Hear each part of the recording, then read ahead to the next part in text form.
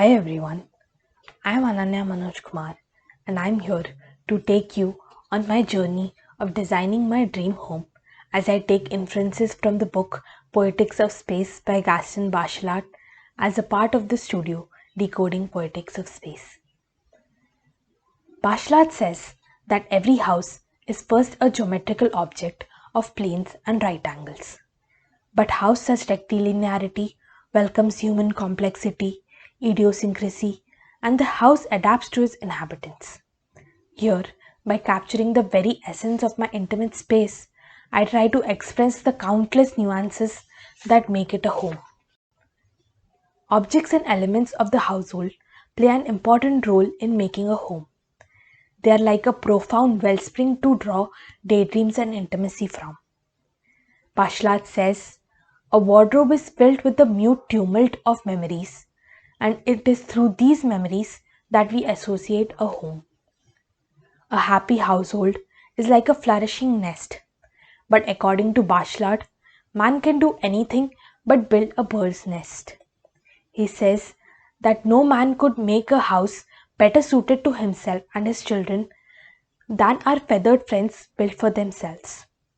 This representation is a product of my attempt to perceive, decode, and appreciate this marvel of engineering, architecture, and design. I then begin my quest for the oniric feeling of a dream home in the arid desert lands. I dream about living on a cloud or on a butte standing out in the desert, disconnected from the ground, alone and aloof. I dream about living between a filter of million fabrics and having multiple openings like that in a social weaver's nest. Simple but varied, protected but enlightened, and enclosed but free. And as I dream, I subconsciously put everything together, creating a collage of possible homes. As I sink deeper into my dreams, I dream about the rituals I would perform in my home. I imagine leaving footprints on the ground, symbolizing the time I have spent living my dream.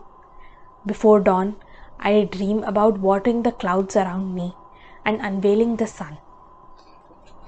I dream about working on torrents for all the openings in my house, and when free, I dream about gazing at the flame of a candle dancing to the windy notes of the desert. I also dream about weaving endless fabrics on a loom to build and rebuild my home. As I dream about these rituals, a space starts developing around each of these visions, and eventually I can visualize the vast desert surrounding it. Now, as I wander in the vast desert, weathering the hot sand and dust storms, I have only one thought in my mind. As the chosen one from the tribe of weavers, and having inherited the ancestral dream, I should find the right butte and set about on building the dwelling of million fabrics. With this dedication, I traverse the scorching desert till I find a fitting butte with the different levels retreating into the clouds, making it ideal for the dwelling. I then begin my climb, lasting a few hours. When I am almost at the top, I start meditating. I pray to Goddess Oya and ask for her help. It's not long before I can feel strong gusts of wind blowing beside me, eroding the surface of the butte. I know I have to endure because it feels that these winds shall blow only as long as I can resist. Finally, the winds subside and a marvelous structure comes into view. Now, it's time to weave the dwelling of million fabrics. It's a slow start, but with time and effort, it became as easy as breathing. I water the clouds to help them grow and harvest the grown clouds using my ancestral treasure. Then, with the help of a little magical dust, the clouds are molded into fine mystic threads. I then dye these threads in earthen pots using natural dyes till they take on the rich colors. The skins are then dried off in the hot and dry winds of the desert. Then, using the fabrics free falling from the top of the butte, I head to the top. As I grip the fabric in my hands, I can discern its finesse and strength at the same time.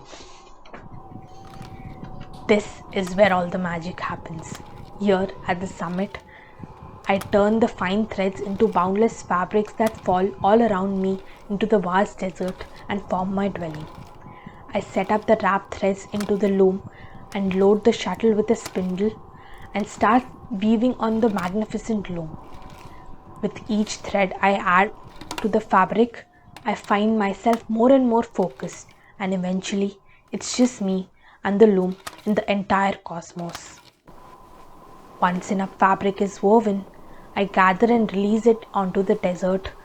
While it falls, I can see the fabric gliding itself to the ground.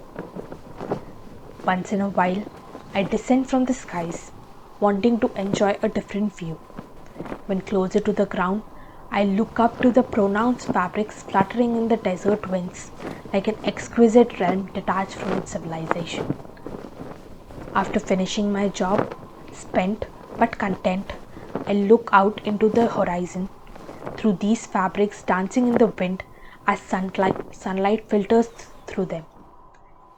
Isolated between heaven and earth, I feel a sense of accomplishment, and as I take in the beauty of my surroundings, I unintentionally look back on all the hard work from tying complex knots as a kid to reluctantly pushing myself up to the loom and realize that it was definitely worth it.